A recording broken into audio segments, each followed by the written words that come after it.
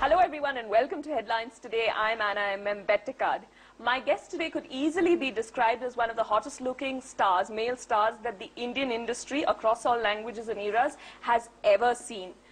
You know, as a woman and as an Indian woman, I get really irritated when people describe good-looking men as Greek gods, because I can vouch for the fact that even the best-looking Greeks in the world are not a patch on our Indian gods. Before I further embarrass my guest, let me introduce him to you. Hrithik Roshan, welcome to Headlines Today. Thank you. Nice to have you on the show after such a long gap. Yes, nice to be back.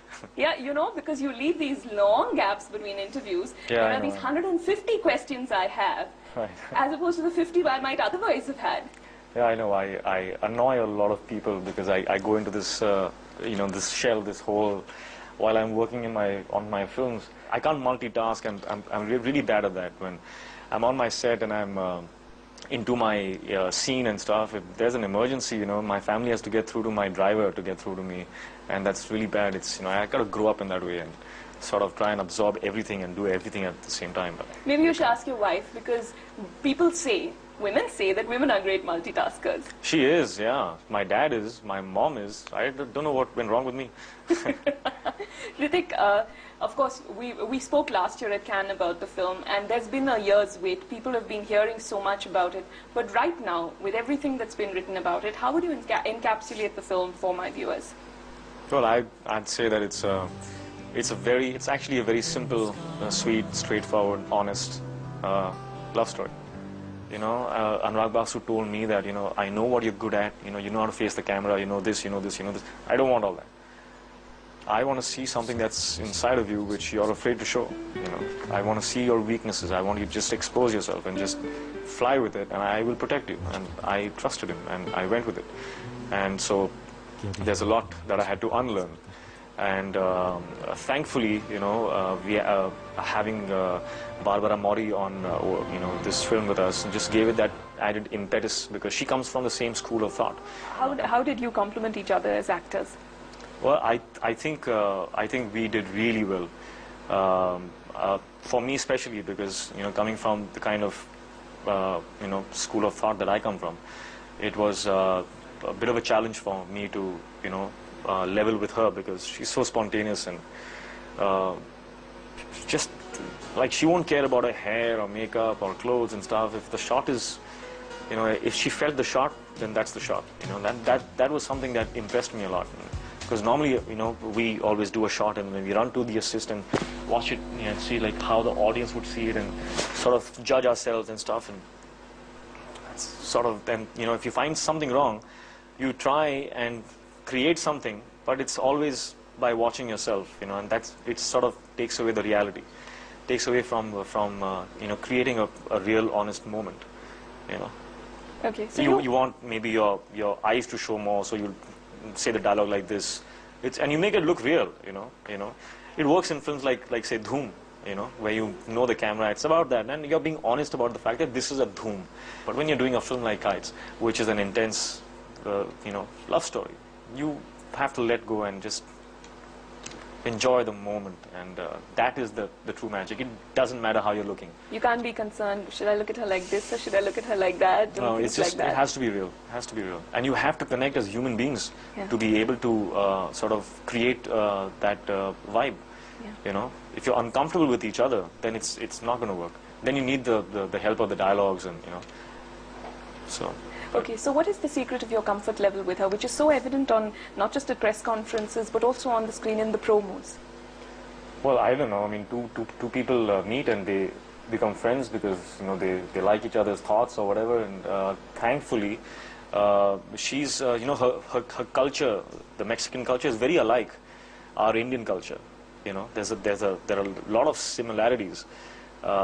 So I was expecting this this foreigner to come in with her own problems and her own ideas and stuff, but she just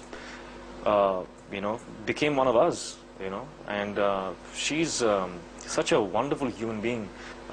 It's a little strange for us, because she'll enter my house, and even when she meets the workers in my house or the maids, she'll give them a hug, because she doesn't understand that, okay, we don't do that here. But she just gives love, to everyone. It doesn't matter. And that's the kind of person she is. So thankfully, you know, it was very easy to, you know, talk to her and to become friendly and to discuss stuff and all that. We just became like, you know, she was like family. It was outstanding. But Hrithik, is good chemistry just about having a comfort level with the actress as a person? No, of course not. Isn't it? You can have a great comfort level with the actor, but when the camera switches on, if the actor himself starts to, you know, put on a mask and do it like some other way and not be herself or himself, then the chemistry is gone. You know what I'm saying? Yeah. Either both the masks will work. You know, I put on a mask and she puts on a mask, and then those masks might connect well and create a great chemistry because they both are acting, and you know, it's all, you know, or both don't have masks, and the reality of the comfort level comes out, and you can actually, you know, talk and actually feel the moment and stuff, you know. So, but if one has the mask and one does not, and it's all gets ruined with that. But do you think that you can have chemistry with an actress that you dislike? Of course. Of course. Has that ever happened to you in your career, that you've had to act with a person who you didn't like at all? My problem is that I like everyone, so I've never come across a person I don't like, really. But then how would you know? As in, how would you know then that it's possible for you to have chemistry with an actress who you don't like? Because I'm always positive in my life about stuff like that. I always see things in a brighter way. Okay, so you're being optimistic. Not optimistic. That's how I am. That's how we should all be. I mean, why see it in a negative way? Okay. I think there is a consensus among people who have followed your films, whether it's critics or fans, that the best chemistry you've ever had on screen is with Aishwarya Rai and Kareena Kapoor. Now, with both of them, was it a personal comfort level? Was it good acting? What was it?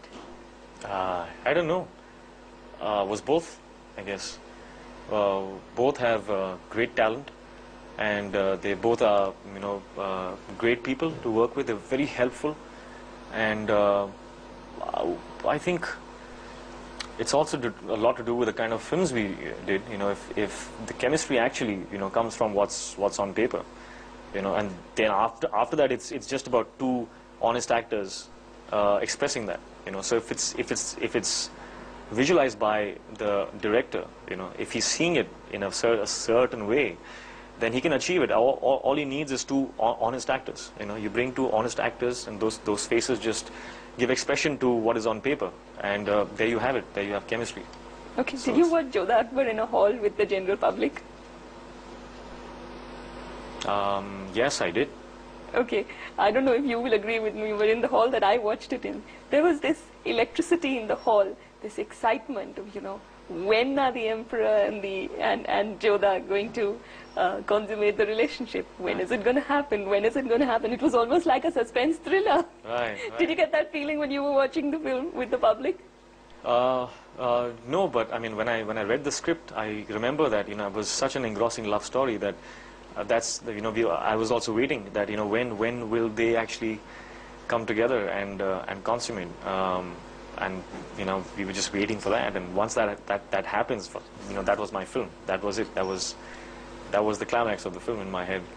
Okay, did you find it amusing? Because I remember thinking, you know, people in the hall, when finally it happens, the people of course enjoyed the scene, but there was also their own embarrassed laughter. Oh my, we've been waiting for this scene throughout. Yeah, I don't think there's any need to be embarrassed. I mean, people consummate, you know. You know, people have sex.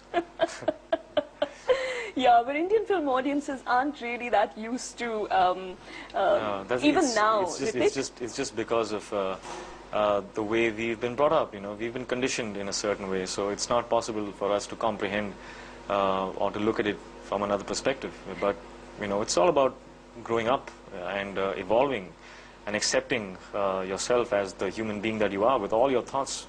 You know, we're all trying to live white, but there is no white, there is no black, there's no gray also. You're just you. You have all these thoughts. You and me are the same. You know, that cameraman is the same as me. He's got all my thoughts, all my fantasies, my desires, my, you know, everything. He has them all also. So do you. We all are the same. We're all just in our own boxes, afraid that, you know, we can't show this to the other person, but he's also the same. But, you know, from a top angle, we look really silly. Everybody in their own boxes afraid of each other. It's really funny. But